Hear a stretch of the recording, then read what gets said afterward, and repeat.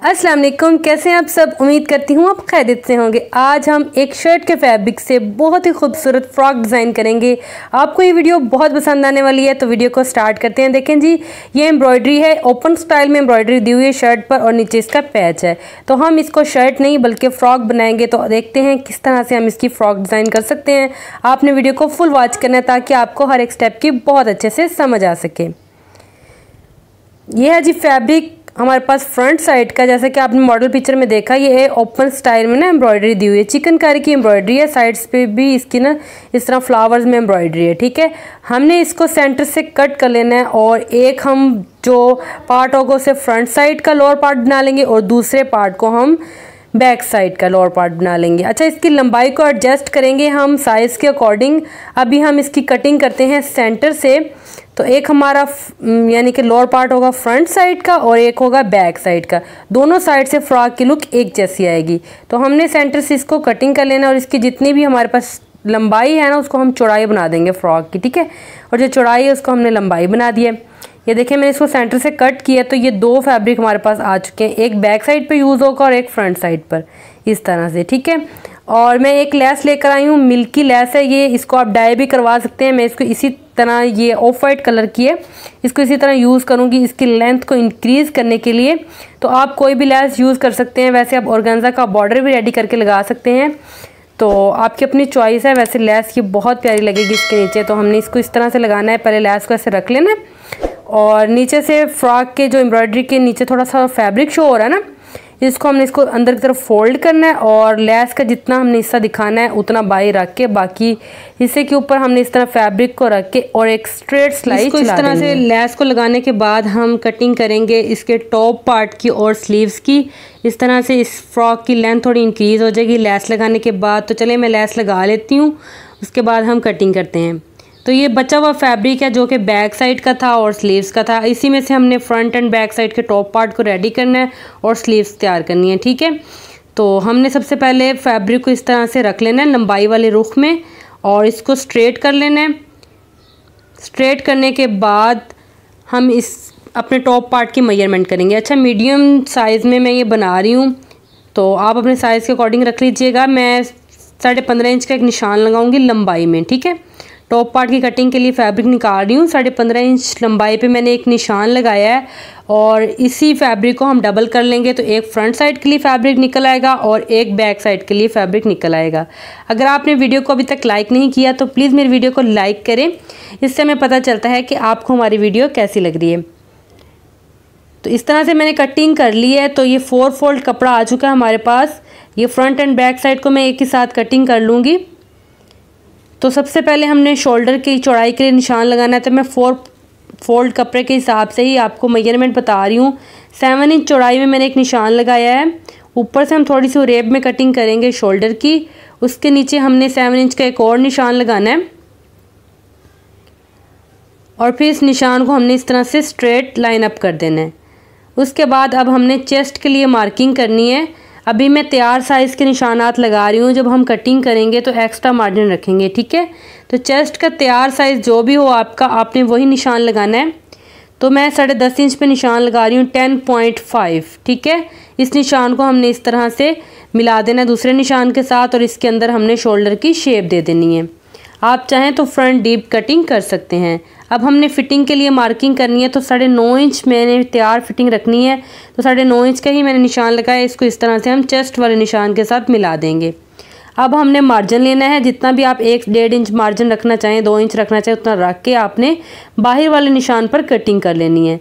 जो आपने extra margin वाला निशान लगाया ना, वहाँ पर आपने कटिंग करनी है। ठीक है, फाइनल निशान पर कटिंग आपने नहीं करनी। इस तरह से मैंने बाहर वाले निशान पर कटिंग कर ली। अब हमने जो ऊपर से डीप कटिंग करनी है शोल्डर की, वो भी कर लेंगे।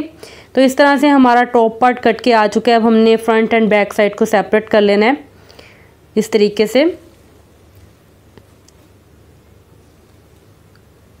अगर आप मेरे चैनल पर नए हैं तो चैनल को सब्सक्राइब कर लें। इस चैनल पर आपको इन्फॉर्मेटिव वीडियोस मिलती रहेंगी जो कि आपके लिए बहुत हेल्पफुल रहेंगी। अच्छा, इस तरह से मैंने टॉप पार्ट को इस तरह सीधा करके रख लिया है। देखिए, इसके नीचे मैंने लेस भी लगा दी है लोअर पार्ट पे इसके।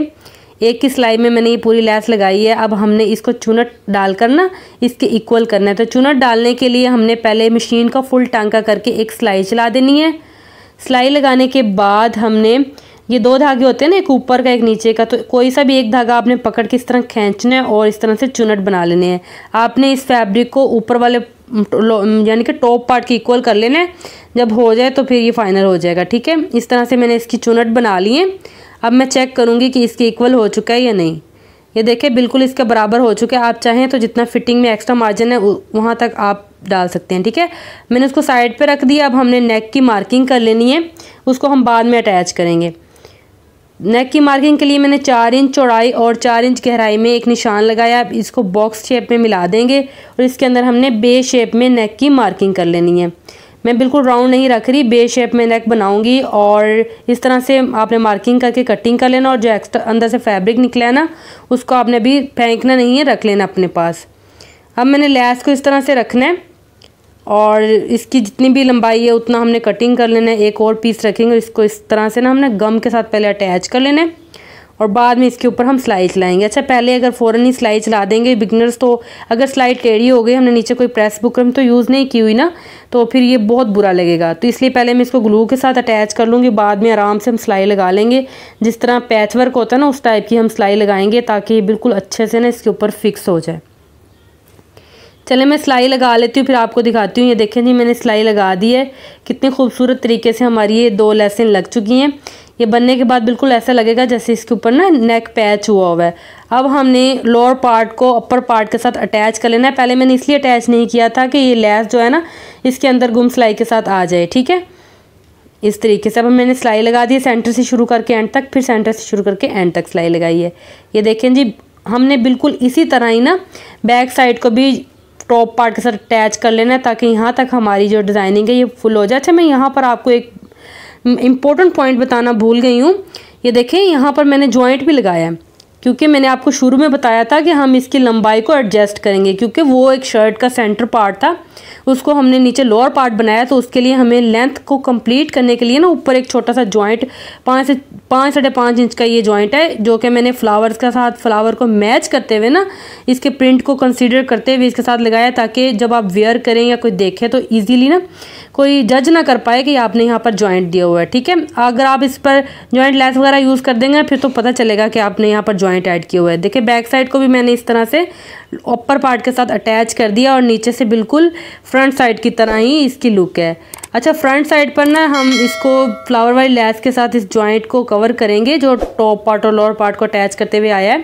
तो ये देखें जी, मैंने एक फ्लावर वाली लेस यहाँ पर लगा दी। आप चाहें तो इसको स्किप भी कर सकते हैं। ठीक है, अगर आपने अभी तक चैनल को सब्सक्राइब नहीं किया तो जल्दी से मेरे चैनल को सब्सक्राइब कर लें। अब हम करेंगे जी नेक की कटिंग। तो डबल फोल्ड हमने बुकरम ले लेना है और जो नेक के अंदर से पीस निकला था ना उसी को इसके ऊपर रखेंगे और इसके साथ साथ मार्किंग कर लेंगे। मार्किंग करने के बाद बाहर से आपने 1/2 इंच का मार्जिन लेना है या आप 1 इंच का भी ले सकते हैं। तो जितना भी आपको मार्जिन पसंद है उतना लेकर कटिंग कर दें। इस नेक को हमने एक्स्ट्रा फैब्रिक पर प्रेस की हेल्प से पेस्ट कर देना है। बाहर से एक्स्ट्रा कपड़े की कटिंग कर देंगे, थोड़ा थोड़ा कपड़ा छोड़ देंगे। अब हमने इस कपड़े को इसके ऊपर फोल्ड करके सिलाई लगा दी है। अब हमने इसके अंदर से भी एक्स्ट्रा कपड़े की कटिंग कर देनी है, थोड़ा थोड़ा कपड़ा सिलाई के लिए छोड़ देंगे।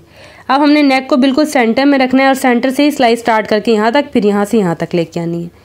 तो मैंने सिलाई लगा दी है। अब हम इसके अंदर छोटे छोटे कट्स लगाएंगे ताकि राउंड है तो ईजीली ना बैक साइड पे ये फोल्ड हो जाए, पूरी फिनिशिंग आए नेक के अंदर। तो कट लगाने के बाद इसको बैक साइड पर पलटूंगी और अच्छी सी प्रेसिंग करने के बाद इसको हैंड स्टिच कर लूँगी। देखें जी, मैंने नेक को हैंड स्टिच कर लिया है। मैं आपको बैक साइड से दिखा देती हूँ। ये देखें। अच्छा, आपने ना मुझे कमेंट बॉक्स में बताना है कि आपको इस ड्रेस की स्टिचिंग की अच्छे से समझ आई है या नहीं। अब हमने बैक साइड को इस तरह सीधा करके रख लेना है और उसके ऊपर हमने फ्रंट साइड को फोल्ड यानी कि उल्टा करके रखना है। उल्टी साइड अपनी तरफ रखेंगे और सीधी साइड अंदर की तरफ रखेंगे। दोनों सीधी साइडें आपस में मिलनी चाहिए। और फिर हमने शोल्डर्स की सिलाई चला देनी है और इसका बैक नेक बनाना है। तो मैं बैक नेक बनाने के बाद आपको इसकी लुक दिखाती हूँ। तो ये देखें जी, मैंने इसका बैक नेक बना दिया है।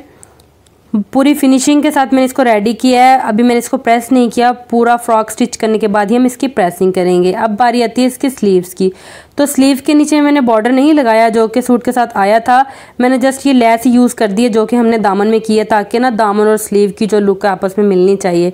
लेस लगाने के बाद हमने स्लीव्स को शर्ट के साथ अटैच करना है, तो सेंटर का सेंटर ना मिला के स्लीव का सेंटर और फ्रॉक का सेंटर, और इस तरह पहले हाफ सिलाई लगाऊंगी, उसके बाद दूसरी हाफ सिलाई लगाने के बाद हम इसकी फिटिंग करेंगे। तो जी पहले सिलाई चला लेते हैं स्लीव की। मैंने सिलाई चला दी है, ये देखें इस तरह से। अब हमने इसकी फिटिंग करनी है। सेंटर बिल्कुल सेंटर के साथ आपका सही से मिलना चाहिए। सही है। वीडियो को अभी तक लाइक नहीं किया तो जल्दी से लाइक कर लें। अब हमने इसकी फिटिंग की सिलाई इस तरह से लगा लेनी है।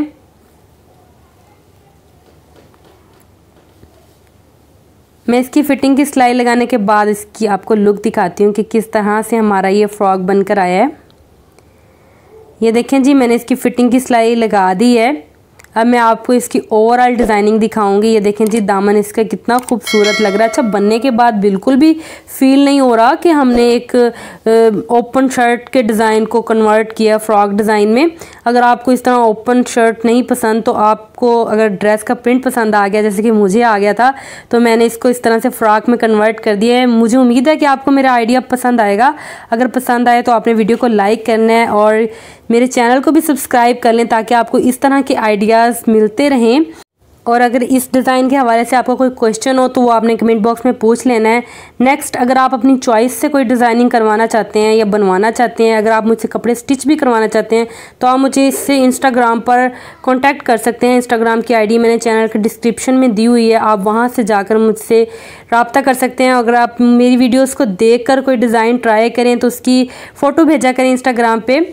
तो मुझे अच्छा लगता है जब आप लोग पिक्चर्स शेयर कर रहे होते हैं ना, तो मुझे बहुत खुशी होती है कि आप लोगों ने मेरी वीडियो को देखा और इस डिज़ाइन को ट्राई किया, आपका एक्सपीरियंस बहुत अच्छा रहा। तो मुझे उम्मीद है आपको मेरी एफ़र्ट पसंद आई होंगी। वीडियो को लाइक लाजमी कीजिएगा और चैनल को भी सब्सक्राइब कर दें। कमेंट बॉक्स में अपनी प्यारी सी राय दे दीजिएगा इस फ्रॉक के हवाले से। मिलेंगे हम नेक्स्ट वीडियो में एक नए टॉपिक के साथ, एक नई वीडियो में। अपना और अपने प्यारों का बहुत सा ख्याल रखिएगा। मिलते हैं नेक्स्ट वीडियो में। अल्लाह हाफिज़।